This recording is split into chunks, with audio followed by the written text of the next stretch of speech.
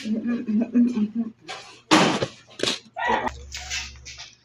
guys, for today's video, nandito kami sa bahay na nabili ni electrician. Yan, dami pang repair. Pero okay lang kasi at least may magsasarili na.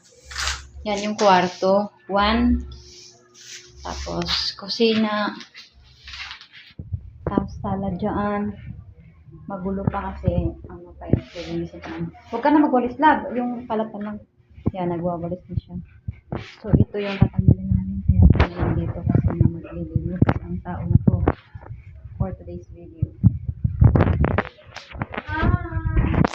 So, kaya